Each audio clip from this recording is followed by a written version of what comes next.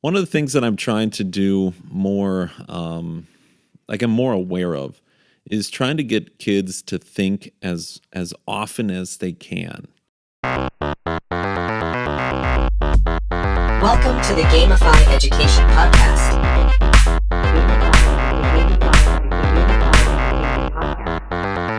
Here we go. All right, Mr. Becker. I'm super excited for this one. Okay. Can you see it on my face? I can. I know. So, what are we talking about? We're turning the tables a little bit today. I'm giving the reins over to you a little bit as far as like leading the discussion and being the host.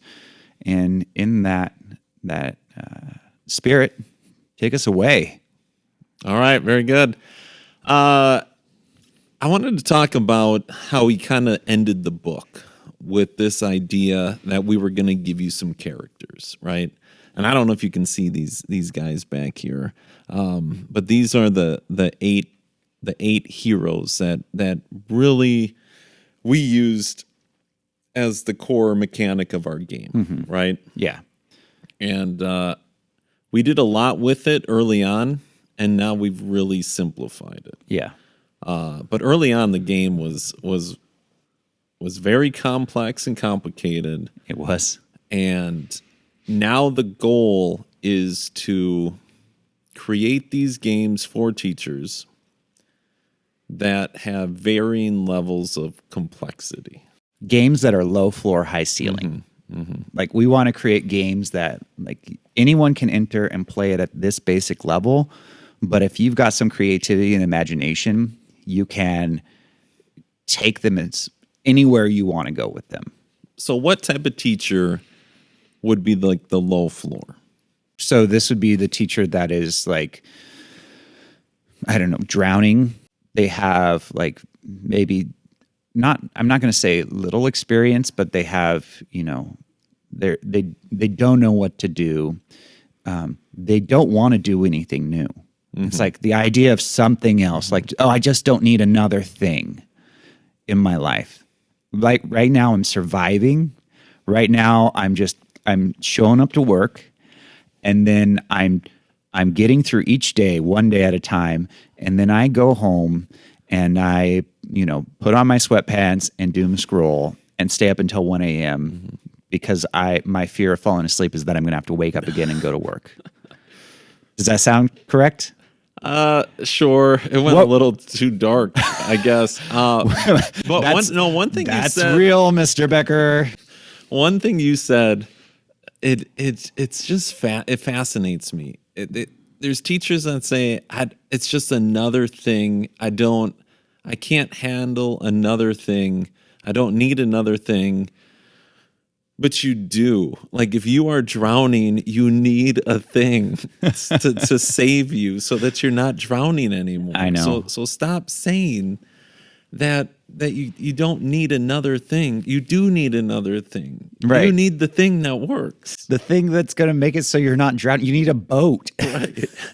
Or at least a life jacket or something. I'm not interested in throwing people life preservers. Like life preservers are a Band-Aid. I'm interested in giving people yachts. Like I want classrooms that are luxurious. I want classrooms that are comfortable. I want classrooms that you want to be in. That's really what I want to help teachers to be able to build. All right. So what about this analogy then? All right. Like you could be the yacht. You could be the driver of the yacht and have this most complex, most fun game, or you could just be saving yourself on this rowboat type of thing. Right. But at least you're not drowning. Exactly. Right. And I would say even like, yeah, I mean, it's not a rowboat. It's a boat with a motor. Like you're moving along, but it's not this big fancy thing. So I guess get into the boat. Yeah. Okay. Get in the boat. All right. Like stop saying you don't need the boat. Right. For the teachers who are drowning, stop saying I don't need one more thing because this thing is the boat. This is the thing that's going to stop you from drowning. We ended the book then. We had these 8 heroes that we said that you could use. And we're going to start there. Like, how can we use these 8 characters at the ground floor And then how can we use these 8 characters to build something really complex and really fun? Okay. So you are currently using these characters, right, at a very ground floor level. I am. Yeah. Explain that. Okay. Maybe we need to back up a little bit and give context to what the characters are. Okay. Okay. So we created these characters. When I say we, you created these characters originally for our very first game. And we had this idea that each character type would have different abilities within the game. We didn't know what that was going to be. We just knew that that's what we wanted them to have. But the truth is, on the foundation of it, all the characters are essentially the same. Like, there's really no difference between all of the characters. They're the same thing. The difference really is in just the image of the characters. And so when you look at it, we've got these 8 characters: the archer, the alchemist, the swords master, the berserker, the healer, the knight, the mage, and the mariner. Very good. Well, I use them all the time. So I know the characters.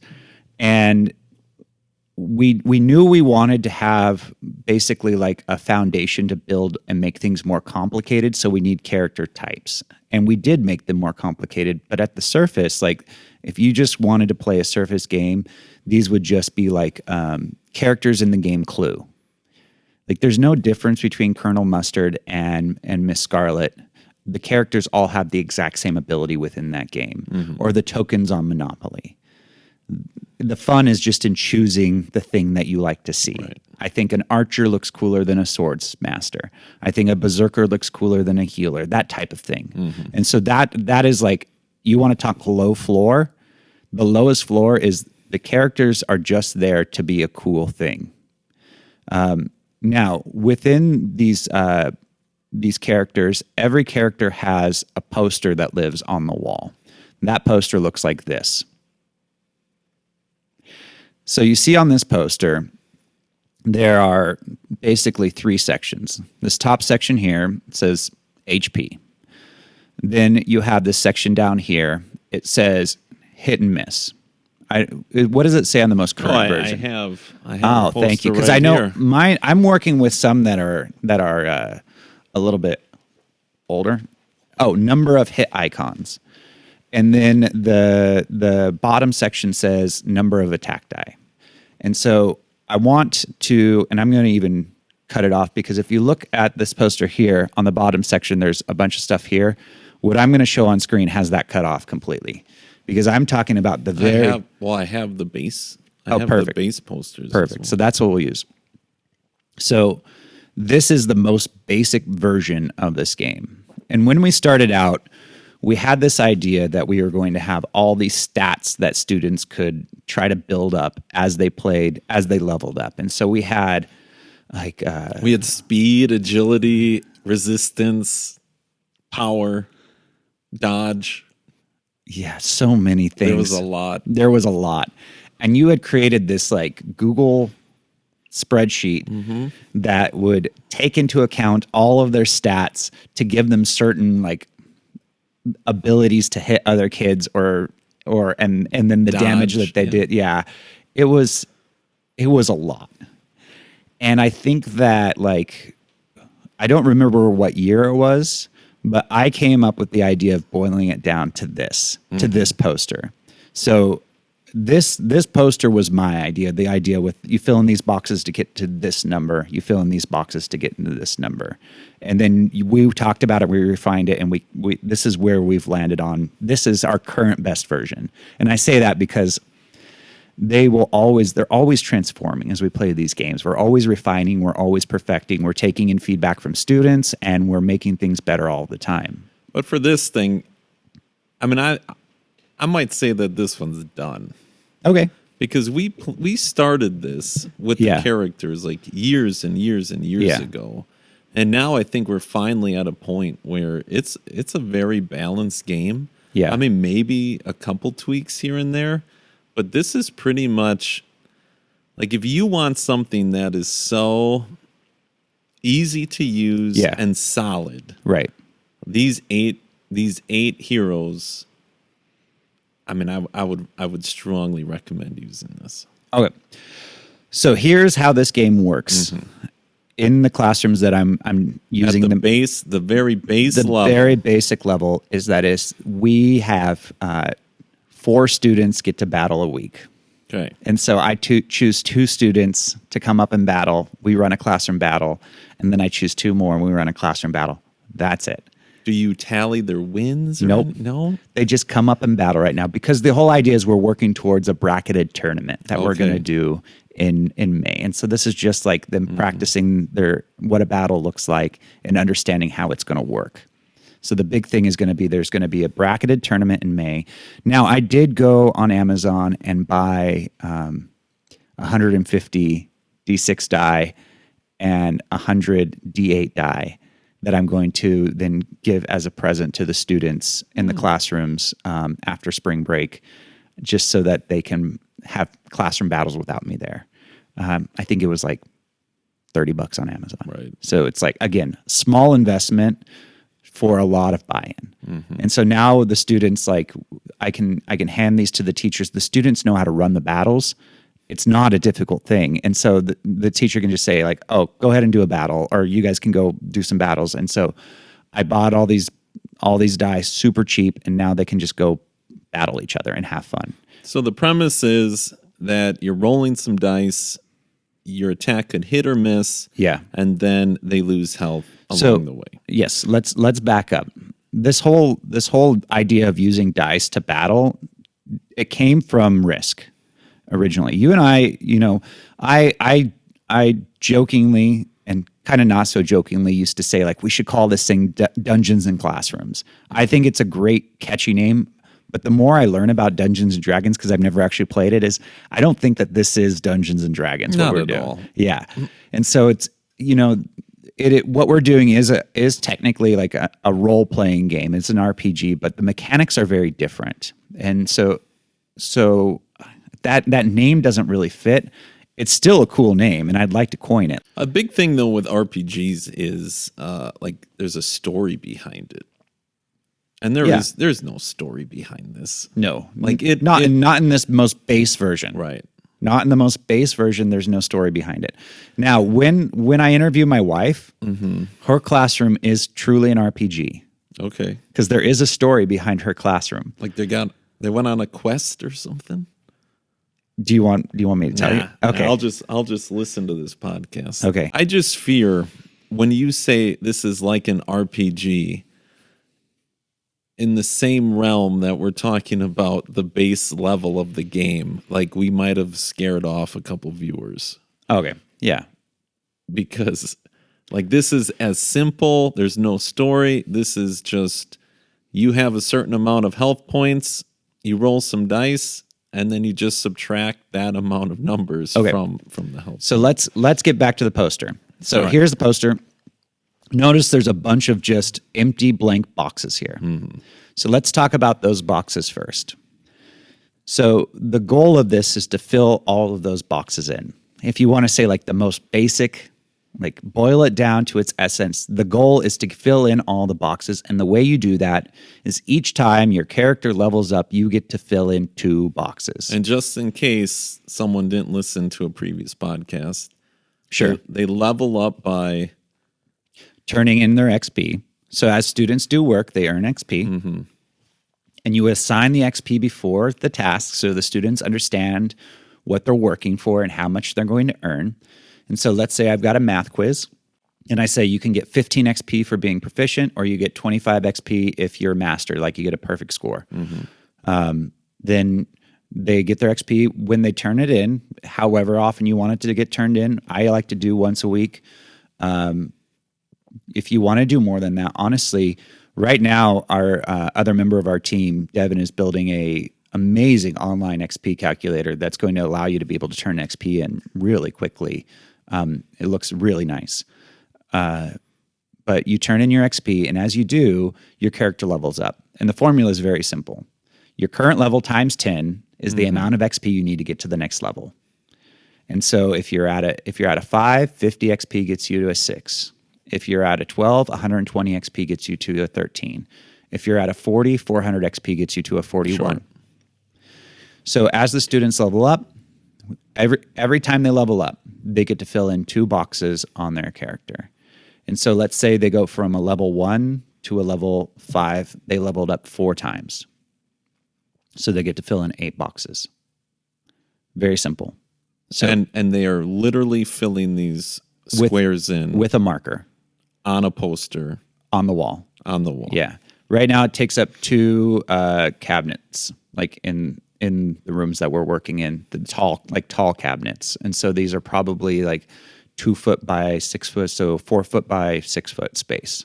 And they get to write their name on it. They get a hero's name on it. So How take a are look at the you poster using it? here. This space is for the students to put their name. Personally, I let them use character names that they create themselves. So they create a hero name. Yes. Right. Exactly. So whatever their hero name is, I've had the full gambit of names over the years, from silly to epic to unimaginative. Like, Right. the kids are kids. They let them have fun with it. If you wanted to just use your names, you could. Like, it doesn't have to be that complex. Like, it could literally just say Silas. Yeah. If the student's name is Silas. That's what these posters are. Now, again, 3 sections here. So this section here, HP. This section here, number of hit icons. This section here, attack dice. So let's imagine that a student has earned the ability to fill in 12 boxes. So leveled up 6 times. Yes. Let's say they wanted to fill in 5 HP, and then they wanted to fill in and get a hit and miss icon. So they're going to fill in 1, 2, 3, 4, 5, 6 of those, and they have 1 more box then that they get to fill in, and they fill it in here. So that probably wouldn't be the smartest move, because now they don't have all of the abilities unlocked. So let's erase that and say they did 4 HP, they got their hit icon, and then they got their first damage die. Now this student could technically battle. So let's imagine, let's run through what that battle would look like. Right. So I want you to imagine now I've got 2 students. I'm going to give them the exact same stats here. So they've got a 1. They've unlocked the 1 on their hit icons, and they've unlocked the 1 on their attack die, and they have 4 HP.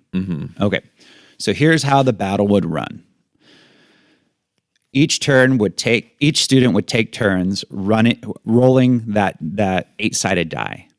A D8. A D8, yes. For the nerdy people for out the there. the very nerdy people out there, a D8. They'd roll their 8-sided die, and when they roll a number that they've unlocked on that die, they hit. So that's what the number of hit icons is. So this student rolls, they roll a 2, that's a miss. This student rolls, they roll a 3, that's a miss. Because they only have the 1 filled in, right? Correct. As they fill in these boxes on their poster. So I'm just going to put a poster up here that shows that it's filled into 5. So they filled into 5, and they got part of their 6 filled in. They've only locked the 5 because they haven't filled all the way to the 6. Now when they roll a 1, that's a hit. They roll a 2, that's a hit. They roll a 3, that's a hit. They roll a 4, that's a hit. They roll a 5, that's a hit. They roll a 6, that's a miss. A 7's a miss. An 8's a miss. So the foundation of this game is it just starts with them back and forth rolling this 1 die until someone hits. So That might take a while, huh? It doesn't. Really? To roll a 1? Well, here's the thing: is the battles basically stay the same length as they level up, because the more HP that they get, it kind of corresponds with the more hit icons and battle die that they get. And so it keeps the battles about the same length. So really it is about the first kid. Like when the battles are when you're really early in the game, it's about like the first kid that gets, to get a hit. And I remember when we were doing this, especially early on, like we implemented a speed battle. Yeah, but let's not complicate things yet. Okay. let's go back to this for a second, because I think this is important. Like we also didn't allow students to start choosing their character or filling any stats in until they were level 10. And so when they start filling in stats, they get 20 boxes to fill in on the first go. That's right. And so that really allows them time to think about what they're going to do. And we might do some practice battles with like some fake character stats before that, so that the students understand the game before they start filling in their stats. So they start thinking strategically. That's right. And so when they come in, they're not really going to come in this week. This is like a very I see. this battle probably wouldn't happen. But anyways, let's go back to this battle. So let's say you and I are battling and I roll a 1 and then I now have 1 attack die to roll, and that's a D6. Just a standard number cube. Yep. Now, if I had that filled into the 3, like this here, then I'd get 3 of those to roll when I hit, so that I do more damage when I roll. And so, like, I'm going to roll my 1 die, and let's say I roll a 2. Now, from your HP, I subtract 2. So you had an HP of 4. 4 minus 2 is 2. So you have 2 health left. And where do they keep track of that? I just have whiteboards. Okay. Or if we'll do a battle on a desk, I'll just use dry erase on a desk, because most desks are plastic these days, and I can use them as a dry erase board. But as a class, if we're doing a classroom battle, like everyone's watching, I have a scorekeeper doing it on the whiteboard behind me, and the students are up at the front. Like, I pull a desk to the front, and we have the battle, and everyone. So they write the name, they write their starting HP, and then the battle. The other number now is we write what number they hit on, like what's their highest value they hit on, so that I know that. So as they're battling, we know, and then I hand them the amount of D6s that they got for when they do hit, and so they have that ready. But then we're passing this D8 back and forth so that they roll. And so then let's say you roll a 2, you miss. I roll a 3, I miss. You roll a 1, you hit. Now you roll your D6. You got a single D6, you roll it. And My attack die. Your attack die, and you roll it, and you roll a 6, I'm knocked out. Because 6 was more than your my 4 health HP. points. Yeah, HP, by the way, is health points. So if you're not into gaming language or gaming acronyms, HP is your health. So my health is gone. You won that battle. We shake hands, and then the battle's over. The basic level of that game. The most basic level of this game. Literally anyone could run it. It's a very simple game to play. Extremely fun, because the probability is thus that like a really like overpowered player can be beat by an underpowered player with some good luck, which makes the game a lot of fun. But generally, like, if you get 2 individuals who are evenly matched, they're close. Like, by the end, you're down to like the students might be down to a couple HP each, and it's like pins and needles on who's going to win this thing. And the students are having a blast. It's a simple game. It doesn't take a lot of time to play. It's a gap filler if you need to give them something to do. It's a great brain break. Right. But ultimately, it's like, this is the mechanics of the game that goes with your gamified classroom. This is what they're working to build as they're learning, and as they're earning XP, they are pouring it into this character so that they can level up their character and make their character stronger. Now, here is what I would do with gold with this game. Okay. If you wanted to implement gold, I would have gold be to buy back in if your character was knocked out, or you could have, you could have like prize purses for matches that you're giving students. You can make it so that to enter a match, you have to pay gold to enter the match. So if you wanted to play, you have to pay, type of thing. And so you can use gold in that way. And just thinking out loud here, I mean, I've never told you this before, but a thought would be, what if you just got like, okay, 100 gold got you 1 extra free square, or 500 gold will get you 5 free squares. Like, if we want to keep it really simple, then you just use the gold to power up your hero. That would be very simple. The other thing that you can do with it is, say, like, if you wanted to turn in XP early, you could pay to do that. Like, there's so many things you can do with gold. Just use your imagination. There are so many ways that you can use it. Like, within my classroom, I want to have something that the kids want to have the gold for within the game, because I want to be able to use the gold as a system of fines within the classroom as well. I think it's really important to implement fines rather than randomly just saying like, if you're going to have gold in a classroom economy, part of it is the ability to have the students pay for different things, right? And so if a student doesn't have their Chromebook charged, like they pay a fine, or they pay a fee to charge their Chromebook because instead of a fine, that might be less negative. Like you have to pay to then go to the Chromebook charger during the day. You've used your bathroom passes for the week, you can pay for an extra bathroom pass. That type of thing, that you're just building it naturally into the classroom so that they're using that gold and they're being able to buy just actual real world things with your gold as well. Let's get back to that one piece of paper for a second. Okay. When we were designing this, Yes. and trying to get buy-in from these students, like I think one of the things that I'm trying to do more, like I'm more aware of, is trying to get kids to think as often as they can. Yeah. Throughout the whole time I see these kids. Right. So a game in which they have to make conscious decisions of, oh, am I going to stick all this into my HP, or am I going to try to save up for another attack die?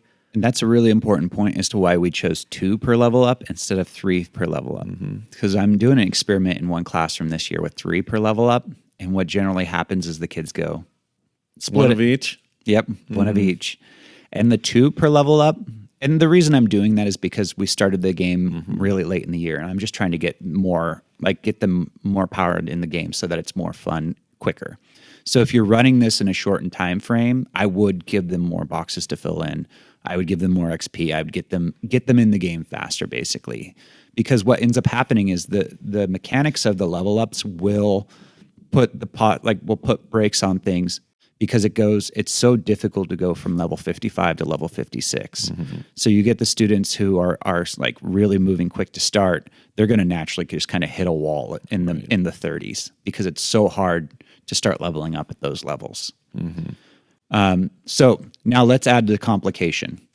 Join us next week for 8 Heroes Part 2, where we describe how we battled monsters, discovered treasures, and explored dungeons in our classroom with maximum fun and maximum learning. Thank you for listening.